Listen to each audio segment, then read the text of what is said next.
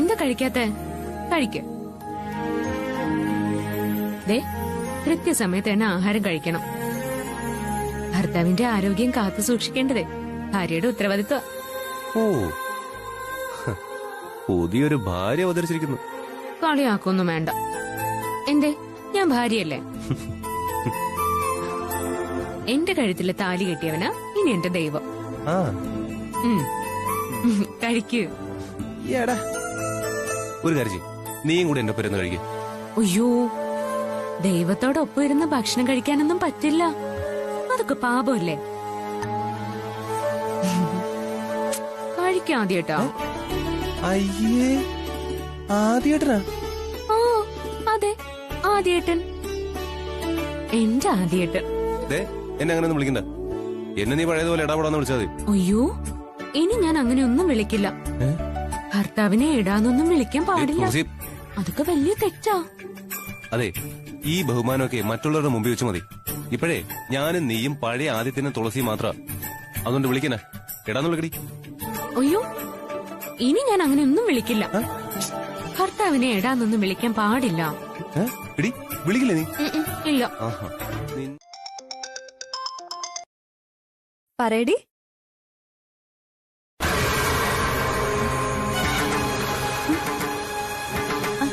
നിന്നോട് ഇതാരാ പറഞ്ഞേ?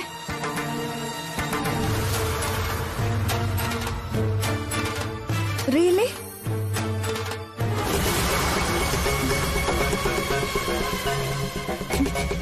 ശരി, ഞാൻ നിന്നെ വിളിക്കാം.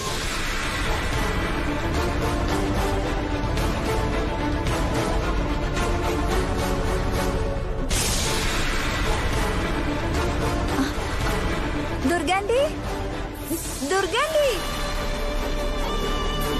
അതിരെ ഡാഡിക്കല്ല, എനിക്കാ പറ്റാൻ പോകുന്ന. ഡാഡി, എനിക്ക് വേറെ കല്യാണം ആലോചിക്ക. വേറെ കല്യാണോ? എന്നോട് ആരാ ഇത് പറഞ്ഞത്? എന്റെ ഫ്രണ്ട് എന്നെ ഇപ്പൊ വിളിച്ച് പറഞ്ഞതാ ആന്റി. അവളുടെ ഒരു കസിനെ ഡാഡി എനിക്ക് വേണ്ടി ആലോചിച്ചു. ചന്ദ്രദാസിനോട് ഞാൻ കാര്യങ്ങളൊക്കെ പറഞ്ഞിരുന്നാണല്ലോ. പിന്നെന്താ? ഡാഡിക്ക് വാശി ആന്റി. ഞാൻ ഇവിടെ നിൽക്കുന്നത് ഡാഡിക്ക് എന്തോ ഇൻസൾട്ട് പോലെയാ. എത്രയും വേഗം എന്റെ കല്യാണം നടത്തണം, അതാ ലക്ഷ്യം. അതൊന്നും നടക്കാത്ത കാര്യമാ. എന്നെ ഇവിടെ നിർത്തിയിരിക്കുന്നത് ഞാനാണെങ്കിൽ എനിക്ക് ചില തീരുമാനങ്ങളൊക്കെ ഉണ്ട്.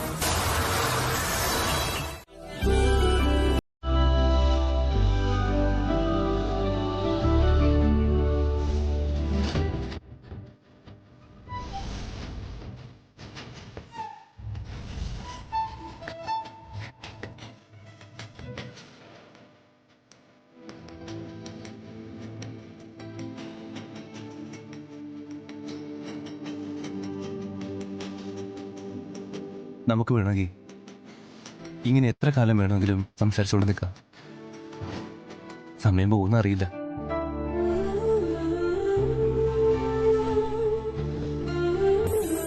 പക്ഷേ ഇപ്പൊ എനിക്ക് പോയേ പറ്റൂ.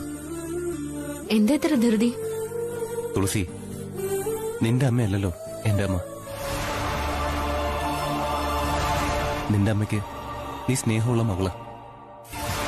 എന്റെ അമ്മയ്ക്ക് ഞാൻ അമ്മയുടെ മാത്രം മകനാ. മറ്റാർക്കും എന്റെ മേൽ അവകാശം പാടില്ല. അത് വകവെച്ചു കൊടുക്കുന്നവര് അമ്മയുടെ ചങ്ങലയിൽ തന്നെ കിടക്കും, വളർത്തു പട്ടിയെ പോലെ. എടീ, നീ ചൂടാവുമ്പോഴാ കാണാൻ ഏറെ ഭംഗി. എന്നാ പിന്നെ ഞാൻ ഏതു നേരവും എന്റെ ഭർത്താവിനോട് ചൂടായിക്കൊണ്ടിരിക്കാം. അയ്യോ, ദൈവത്തോർത്ത് ചതിക്കല്ലേ. എന്റെ അച്ഛന്റെ അനുഭവം എനിക്കുണ്ടാവരുത്. അതില്ല. എന്നെങ്കിലും ദേവമംഗലത്തെ കുടുംബിനിയായി ഞാൻ താമസിക്കുമ്പോഴേ അവിടെ എനിക്ക് വഴക്ക് പിടിക്കാൻ എന്റെ നിത്യശത്രു ഉണ്ടല്ലോ. അപ്പോ നീ കരുതിക്കൂട്ടി തന്നെയാ അല്ലേ? ഇല്ല, എനിക്കൊരു ഇറ്റ സ്നേഹം തന്നാ മതി. ഒരു കടലോള സ്നേഹം ഞാൻ തിരികെ കൊടുക്കും. നിന്റെ സ്നേഹത്തിന്റെ ഏക അവകാശി ഞാനാ. അത് ഞാൻ മാത്രമാ.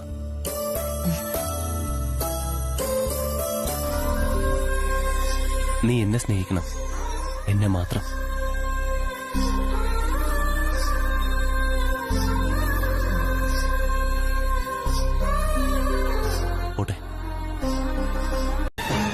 എന്താ പ്രിയ ഇത്? ജയം പറഞ്ഞാ നിനക്ക് അനുസരിച്ചൂടെ? ഏട്ടാ, ഇത് വഴിപാടായതുകൊണ്ടാ. വഴിപാടൊക്കെ നല്ലത് തന്നെ, പക്ഷെ ഇത് ശയനപ്രദക്ഷിണമല്ലേ? ആദിമോനും തുളസിമോളും ഒരുമിച്ച് ജീവിക്കാൻ വേണ്ടി ഞാൻ നേർന്ന വഴിപാട് ഏട്ടാ ഇത്. ഞാനിതൊന്നും നടത്തിക്കോട്ടെ, ഏട്ടനെതിര് പറയരുത്. എന്റെ പ്രിയെ, നിന്റെ ആരോഗ്യസ്ഥിതിക്ക് പറ്റിയതല്ല ഈ ശയനപ്രദക്ഷിണം. അല്ല, ഇതിനു പകരം എത്രയോ വഴിപാടുകളുണ്ട്. നീ അത് ചെയ്യേ, അത് മതി. എന്റെ പൊന്നേട്ട, ഞാനിത് നേർന്നു പോയതാ. ദേ, നേർന്ന വഴിപാടുകൾ മുടക്കുന്നത് പാപോ, ദേവി കോപിക്കും. ദേവി ഒന്നും കോപിക്കില്ല. ദേവി കോപിക്കുന്നത് ദുഷ്ടരോടാ. തിന്മകൾ ഇല്ലാതാക്കാനാ ദൈവങ്ങൾ അവതരിച്ചിരിക്കുന്നത് തന്നെ. നീ തിന്മയൊന്നും ചെയ്തിട്ടില്ലല്ലോ.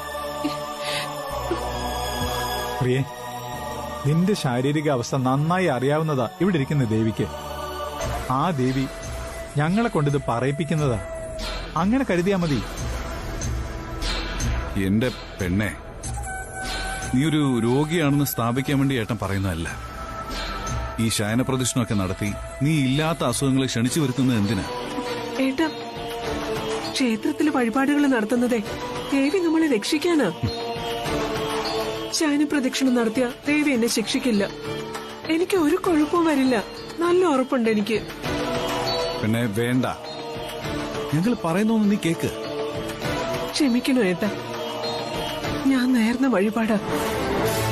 എനിക്കെന്തോ മനസ്സിലൊരു പേടി. ശരി, അപ്പോ എന്റെ വാക്ക് നീ കേക്കില്ലെന്നർത്ഥം.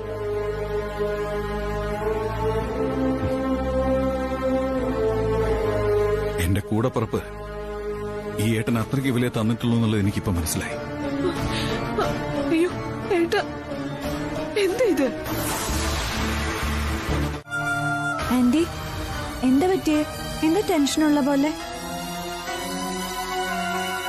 ടെൻഷനാണല്ലോ എനിക്ക് ഏത് നേരത്തും. ഒന്ന് കഴിയുമ്പോ മറ്റൊന്ന്, അത് കഴിയുമ്പോ വേറൊന്ന്. ഇപ്പൊ എന്താ ഉണ്ടായേ? ഒന്നിനും ഒരു മാറ്റവും. എല്ലാം നമുക്കെതിരാ.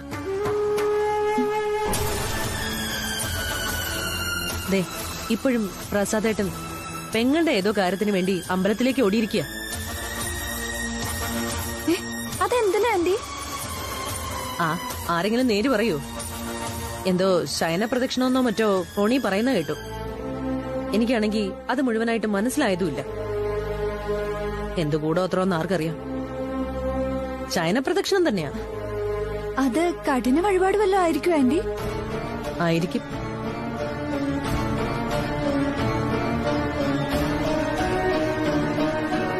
കഴുത്തേലൊരു മിന്നുമായിട്ട് നടക്കുന്ന അവളുടെ മകളെ എന്റെ മകന്റെ കഴുത്തേലേക്ക് എന്നേക്കുമായിട്ട് കെട്ടിവെക്കാനുള്ള വഴിപാട് തന്നെയാ.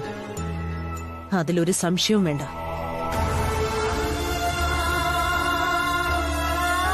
അവരൊക്കെ ഇപ്പോഴും എപ്പോഴും ഒന്നാ, ഞാൻ മാത്രം വേറെ. എന്നെ അവരെല്ലാരും കൂടി ഒറ്റപ്പെടുത്തിയിരിക്കുക.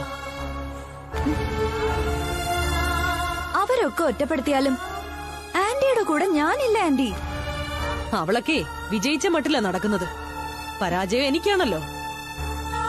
അവളുടെ മുമ്പിൽ തോറ്റ് തകർന്നു നിൽക്കുക ഞാനിപ്പോ. ആന്റി വിഷമിക്കാതെ. ആന്റിക്ക് ഒരു പരാജയവും വരില്ല. കല്യാണം നടന്നു എന്ന് വെച്ച് ആന്റിയുടെ സമ്മതം ഇല്ലാതെ തുളസിക്ക് ഇവിടെ കയറി പറ്റാൻ കഴിയോ? ആന്റി അനുവദിക്കാതെ അവൾ ആദ്യേട്ടന്റെ ഭാര്യയാവോ? പടിയിറക്കി വിട്ടപ്പോ അമ്മ അവളും കൂടെ അങ്ങ് പോയില്ലേ? ആന്റി വിഷമിക്കാതെ. ആന്റി വിചാരിച്ച ഏത് കാര്യത്തിനും ഒരു പരിഹാരം ഉണ്ടാക്കാൻ കഴിയും. ഇങ്ങനെ തളർന്നിരുന്ന ആന്റി തോറ്റുന്നേ എല്ലാവരും കരുതുള്ളൂ.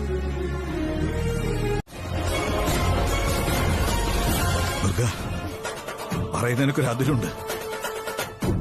എടോ, ഞാൻ എന്ത് തെറ്റ് ചെയ്തിട്ടാ താൻ എന്നെ ഇങ്ങനെ ക്രൂശ്? എനിക്കൊപ്പം നിൽക്കാത്തതുകൊണ്ട്, എന്റെ സന്തോഷം മനസ്സിലാക്കാത്തതുകൊണ്ട്, എന്റെ മോന്റെ ജീവിതത്തിൽ നിന്ന് നിങ്ങൾ അടർത്തി മാറ്റുന്നുണ്ട്. അതുകൊണ്ടാ ഞാൻ ഇങ്ങനെയൊക്കെ പറയുന്നത്. എടോ, ഞാൻ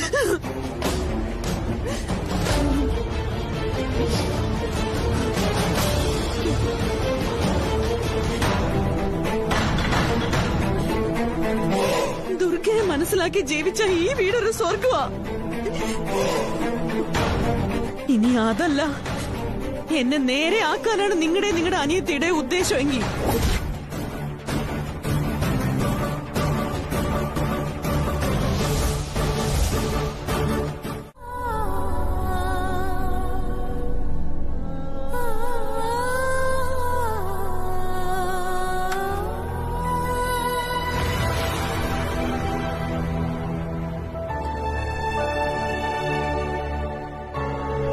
പ്രസാദേട്ടാ,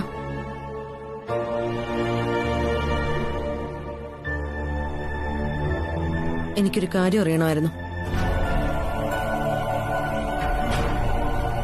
ആദിത്യന്റെ അമ്മ എന്ന നിലയ്ക്ക് എനിക്ക് ആ കാര്യം അറിഞ്ഞേ പറ്റൂ. അതെന്റെ ആവശ്യം മാത്രമല്ല, അവകാശമാണ്. എന്താടോ ഇത്രയ്ക്ക് മുഖവരുടെ ആവശ്യമുണ്ടോ? തനിക്ക് എന്താണെന്ന് അറിയേണ്ടെന്ന് വെച്ചാൽ ചോദിക്കേ. എനിക്കറിയാവുന്ന കാര്യമാണെങ്കിൽ ഞാൻ തന്നോട് പറയാതിരിക്കില്ലല്ലോ. ഭാര്യയായ എന്നോട് പല രഹസ്യങ്ങളും മറച്ചുവെക്കുന്ന സ്വഭാവമാണല്ലോ ഈയിടെയായിട്ട് പ്രസാദേട്ടനുള്ളത്. ദുർഗ, ഈ വാക്ക് തർക്കം നിർത്തി തനിക്ക് എന്താണ് അറിയാനുള്ളതെന്ന് വെച്ചാൽ അത് ചോദിക്കേ. എനിക്ക് ധൃതിയുണ്ട്, ഓഫീസിൽ പോണം.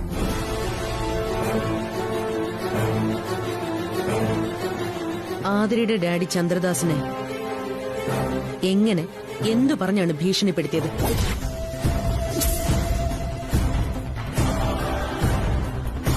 ഭീഷണിപ്പെടുത്തു? ആര്? വേറെ ആരാ? പ്രസാദേട്ടൻ തന്നെ. ഞാൻ ചന്ദ്രദാസിനെ എന്തിനും ഭീഷണിപ്പെടുത്തണം? എനിക്കതിന്റെ ആവശ്യമൊന്നുമില്ല. നിങ്ങളുടെ ഭീഷണി ഇല്ലായിരുന്നെങ്കിൽ ആ കല്യാണ മണ്ഡപത്തിൽ അങ്ങനെയൊന്നും സംഭവിക്കില്ലായിരുന്നു. ആദിത്യനെ വിവാഹം കഴിക്കുന്ന കാര്യത്തിൽ നിന്ന് ചന്ദ്രദാസ് ആതിരയെ തടയില്ലായിരുന്നു. ചന്ദ്രദാസ് നിങ്ങളെ ഭയപ്പെട്ടിരുന്നു. അതാണ് ആ തീരുമാനത്തിൽ നിന്ന് അയാൾ പിന്മാറിയത്. അനാവശ്യമായിട്ടുള്ള ആരോപണങ്ങൾ എന്റെ മേലിൽ കെട്ടിവെക്കരുത്. ഞാൻ ആരെയും ഭീഷണിപ്പെടുത്തിയിട്ടില്ല, കല്യാണത്തിന്ന് പിന്മാറ്റിച്ചിട്ടുമില്ല. നിങ്ങൾ തന്നെ അത് ചെയ്തത്. നിങ്ങളെ അത് ചെയ്യൂ. ദുർഗോ, ഞാൻ എന്റെ മനസ്സാവാച അറിയാത്ത കാര്യമായത്. താൻ വെറുതെ എന്നെ സംശയിക്കുക. സംശയമൊന്നുമല്ല, സത്യമാ ഞാൻ പറഞ്ഞത്. നിങ്ങളുടെ ഭീഷണി ഇല്ലായിരുന്നെങ്കിൽ ആദിത്യനും ആതിരയും തമ്മിലുള്ള വിവാഹം നടക്കുമായിരുന്നു.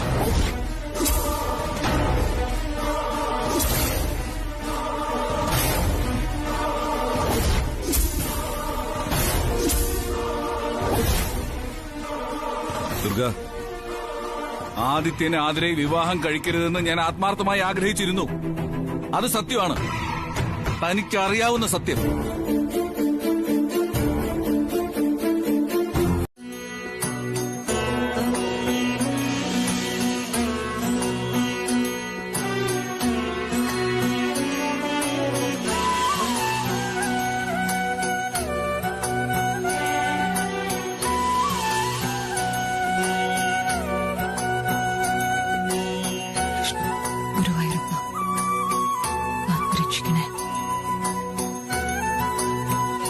ബോധമുണ്ട്.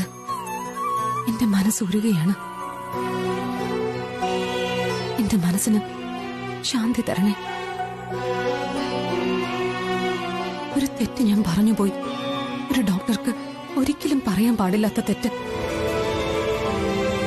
ആ തെറ്റ് അതൊരു തെറ്റാണെങ്കിൽ എന്റെ നാവിൽ നിന്ന് വന്നുപോയി. എന്നെ ശിക്ഷിക്കരുത്.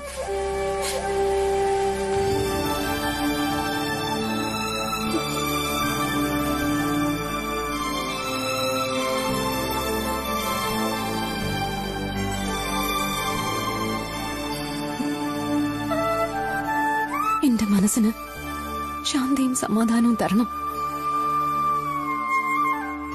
ആദിയെക്കുറിച്ച് ഒരിക്കലും ഞാൻ അങ്ങനെ പറയാൻ പാടില്ലാത്തത്. പക്ഷെ ആദിയും തുളസിയും ഒരുമിപ്പിക്കാൻ മറ്റൊരു മാർഗവും ഞാൻ കണ്ടില്ല. കള്ളം പറഞ്ഞ് സ്വന്തം തൊഴിലിന്റെ പവിത്രതയെ ഞാൻ നശിപ്പിച്ചെങ്കിലും അതൊരു നന്മയ്ക്ക് വേണ്ടിയായിരുന്നു. കൃഷ്ണ, മാപ്പാക്കണം.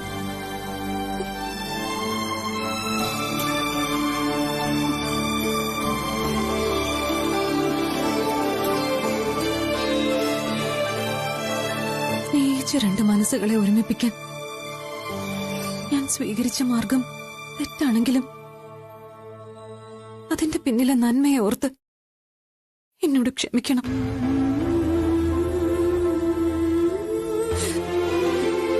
ഇല്ലാത്ത കാര്യം പറഞ്ഞതിന്റെ പേരില് എനിക്ക് കുറ്റബോധമുണ്ട്. കൃഷ്ണ, എന്റെ ഈ തെറ്റ് പൊറുക്കണം. അസ്വസ്ഥമായി പോയ എന്റെ മനസ്സിന് സ്വസ്ഥത തരണം.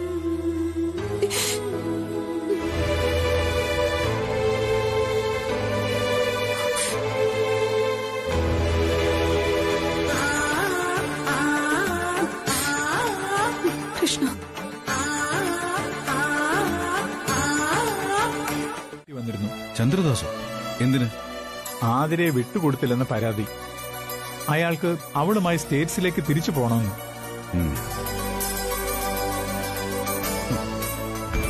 ന്യായമല്ലേ അയാള് പറയുന്നത്? അയാള് പറയുന്നതിൽ എന്താ തെറ്റ്? അവളെ പിടിച്ചു നിർത്തിയിരിക്കില്ലേ ഇവിടെ, കുറെ മോഹന വാഗ്ദാനങ്ങളൊക്കെ നൽകിയിട്ട്.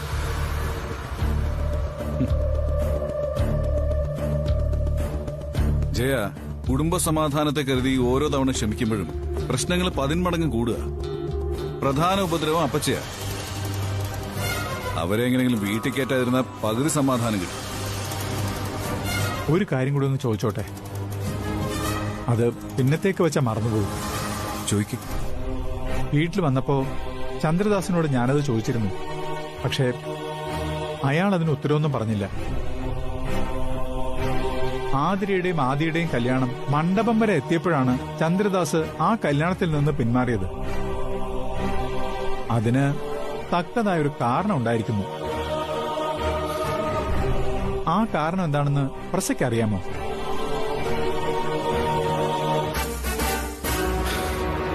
എന്ത് കാരണം കൊണ്ടാണെങ്കിലും ജയ, നമ്മുടെ ആഗ്രഹം പോലെ ആദിയും തുളസിയും തമ്മിലുള്ള കല്യാണം കഴിഞ്ഞു. നമ്മൾ അത് നോക്കിയാ പോരെ?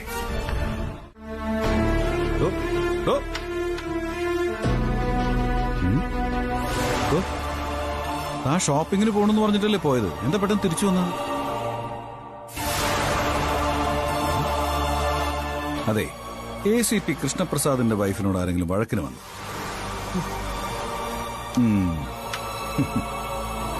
അതെ, ഈ സുന്ദരമായ മുഖത്തിങ്ങനെ ദേഷ്യം വരുമ്പോണ്ടല്ലോ, മലമുകളില് ഉരുൾപൊട്ടലുണ്ടാവുമ്പോ ഈ പുഴയില് കലക്കവെള്ളം ഉണ്ടാവുമല്ലോ, അതുപോലെ എല്ലാ സൗന്ദര്യവും നഷ്ടപ്പെടും. വീട് പ്രസാദേട്ടാ, എനിക്കിതൊന്നും വലിയ തമാശയായിട്ടൊന്നും തോന്നുന്നില്ല.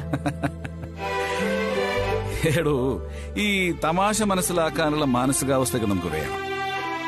ഈ ചിരിയും തമാശയൊക്കെ ഉണ്ടല്ലോ, നമ്മുടെ ബോഡിയിലുള്ള ഈ ഹോർമോൺ ലെവലിനെ ബാലൻസ് ചെയ്യും. മനസ്സിന്റെ ബാലൻസ് ആയിട്ടാ ഞാനിപ്പോ ഇവിടെ നിൽക്കും. നീ ദുർഗേച്ചയായിട്ട് വഴക്കിട്ടോ? വഴക്കോ? കള്ളക്കഥ പറയാനൊന്നും നോക്കണ്ട. അപ്പുറത്തെ വീട്ടിലെ മായ എല്ലാം ഞങ്ങളോട് പറഞ്ഞു.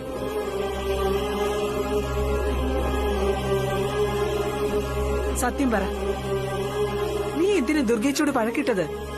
അതിനൊരു കാര്യമില്ലമ്മേ. വഴക്കുണ്ടാക്കിയത് സത്യത്തിൽ ഞാനല്ല, ദുർഗാമ്മയാ. ഞാൻ എന്റെ ഡ്രസ്സുകൾ അയൺ ചെയ്യുകയായിരുന്നു.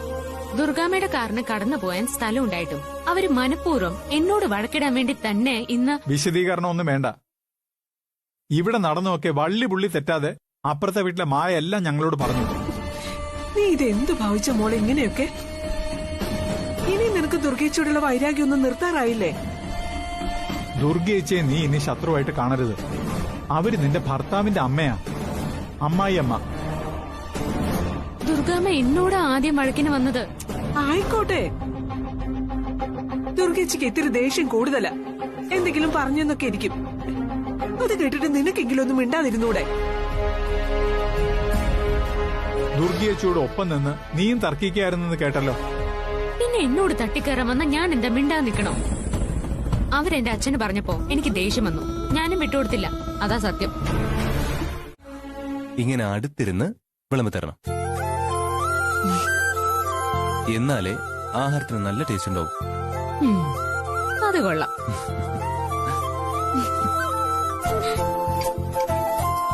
ഞാൻ എടുത്തുതരാം.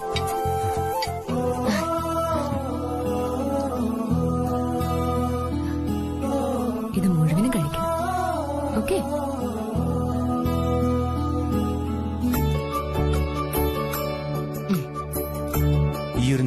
വേണ്ടിയല്ലേ നമ്മൾ ഇത്ര നാളും കാത്തിരുന്നത്.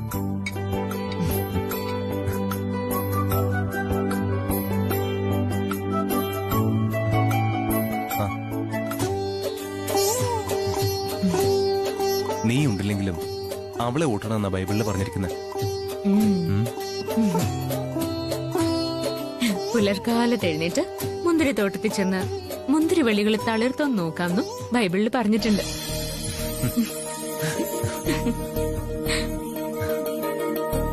ഞാൻ വായിച്ചരാ.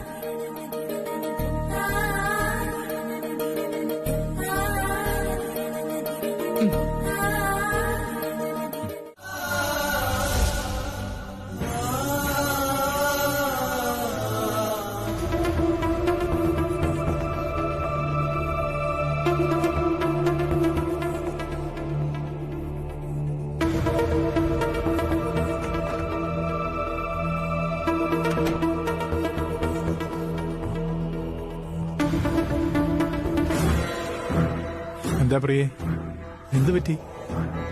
വല്ലാത്തൊരു ആലോചന.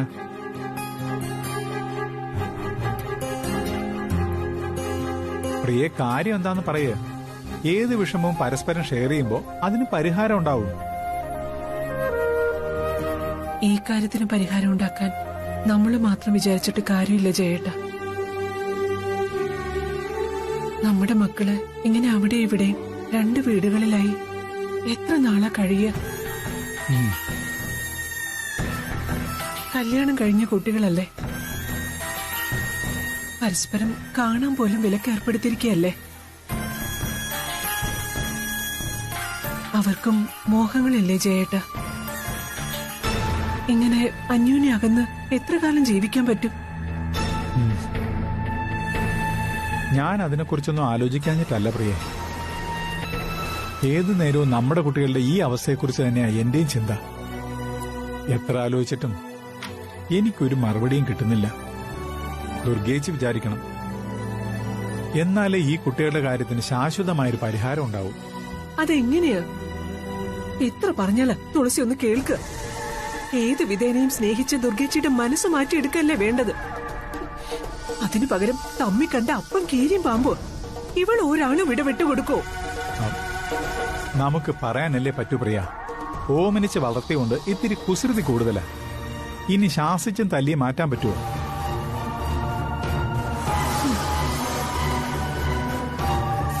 കതിരിന്മേൽ കൊണ്ടുവന്ന് വളം വെച്ചിട്ട് എന്താ കാര്യം?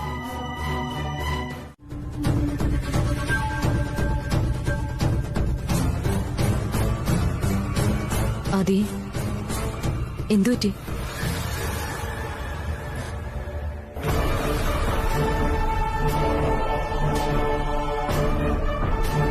നിനക്കെന്നോട് ദേഷ്യം തോന്നുന്നുണ്ടെന്ന് എനിക്കറിയാം. എന്റെ കാഴ്ചപ്പാടിൽ അമ്മ ഏറ്റവും മോശക്കാരിയാണല്ലോ.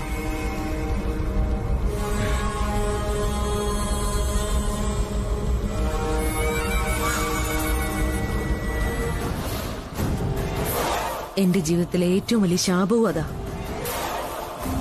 എന്റെ സ്നേഹം ആരും മനസ്സിലാക്കില്ല. ഞാൻ പറയുന്നതും പ്രവർത്തിക്കുന്നതും എന്തിനു വേണ്ടിയാണെന്ന് ആരും അന്വേഷിക്കാറില്ല. എല്ലാവരുടെയും മുന്നില് ദുർഗ മോശക്കാരിയാണ്.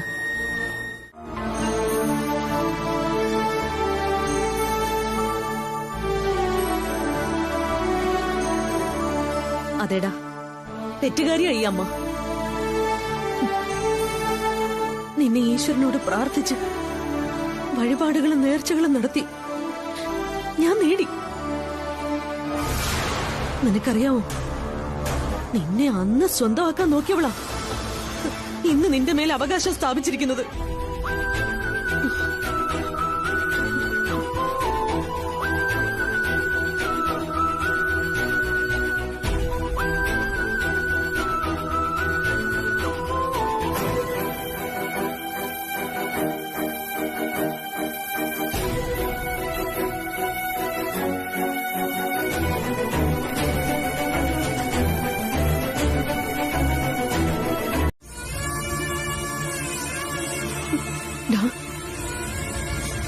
നീ എന്റെ മോന, ഞാൻ പ്രസവിച്ച, ഞാൻ വളർത്തി വലുതാക്കിയ എന്റെ മോൻ. എനിക്ക് സ്നേഹിക്കാനേ അറിയൂ. നിന്നെ നഷ്ടപ്പെടുമെന്ന് വരുമ്പോഴേ ഞാൻ എന്തും പ്രവർത്തിച്ചു പോവൂടാ. എന്ത് ദുർമന്ത്രവാദവും എന്ത് കൊള്ളരുതായ്മയും ഞാനങ്ങ് ചെയ്തു പോവൂടാ. കാര്യം എന്താണെന്നറിയാവോ? എനിക്ക് നിന്നെ അത്രയേറെ ഇഷ്ടമാണ്. അത്രയ്ക്ക് സ്നേഹിക്കുന്നുണ്ട് നിന്നെ ഞാൻ, എന്നേക്കാൾ.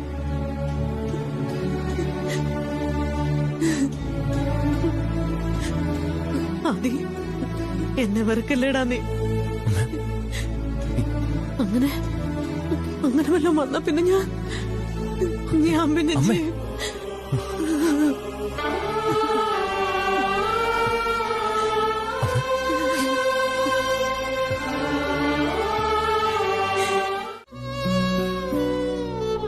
കുറച്ച് ദിവസമായിട്ട് തീരെ ഉറക്കമില്ല. കുട്ടികളുടെ കാര്യത്തിൽ ഒരു തീരുമാനം ഉണ്ടാക്കാതെ നമുക്ക് ഉറങ്ങാൻ പറ്റുമോ? ഒരു പോള കണ്ണടയ്ക്കാൻ പറ്റുന്നില്ല. പ്രിയ അങ്ങനെ തന്നെയാ, വെറുതെ തിരിഞ്ഞു മറിഞ്ഞു കിടക്കും. ഇതൊക്കെ തന്നെ ജയ എന്റെ അവസ്ഥ. ഞാൻ ആരോടും ഇത് ഷെയർ ചെയ്യുന്നില്ലെന്നേ ഉള്ളൂ. ആരോട് ഷെയർ ചെയ്യാൻ? ഷെയർ ചെയ്യേണ്ട ഇടതുഭാഗമാണല്ലോ ഈ കേസിൽ ഒന്നാം പ്രതി. അവളോട് ഈ പ്രശ്നം സംസാരിക്കാൻ ചെന്നാ അറിയാലോ, ഇതിനൊരു അന്ത്യം വേണ്ടേ? അതാണ് പ്രസാദ് ഞാനും പറഞ്ഞു വരുന്നത്. ഞാൻ മുമ്പ് സൂചിപ്പിച്ചല്ലോ, ദേവമംഗലത്തുണ്ടാകുന്ന പ്രശ്നത്തിനൊക്കെ കാരണം ദുർഗേച്ചി മാത്രമല്ല, ദുർഗേച്ചിയെ കൊണ്ട് ചെയ്യിപ്പിക്കുന്നതാ. പരദൂഷണം പമ്പ് ചെയ്യുന്ന പ്രധാനികളാ ആ 3 പേരും. മംഗളപ്പച്ചി, ആതിര, സുലു. ജയൻ പറയുന്നത് 100% കറക്റ്റാ, അതെനിക്കറിയാം. സംശയം വേണ്ട. ഈ 3 പേരുടെ സാമീപ്യം ആ കുടുംബത്തിൽ ഉള്ളിടത്തോളം കാലം ആ വീട്ടിൽ ഒരു സമാധാനം ഉണ്ടാവില്ല. അവരെ ദുർഗേച്ചിയിൽ നിന്ന് അകറ്റണം. ഈ 3 പേരും കൂടിയാ ദുർഗേച്ചിയുടെ മനസ്സിലേക്ക് വിഷമെല്ലാം കുത്തി നിറയ്ക്കുന്നത്. എനിക്ക് ആ കാര്യത്തിൽ ഒരു സംശയമില്ല ജയ, നീ പറയുന്നത് സത്യം തന്നെയാ. ദേവമംഗലത്ത് എപ്പോഴും ഗൂഢാലോചനകളാ ഈ 3 പേരും കൂടി. ഒരു കുടുംബം ഭദ്രമാക്കി കൊണ്ടുപോകേണ്ടത് ഭാര്യ ഭർത്താക്കന്മാരാണ്. അവരുടെ മാനസിക പൊരുത്തം കുടുംബത്തിന്റെ സമാധാനവും അവിടുത്തെ വെളിച്ചമൊക്കെ.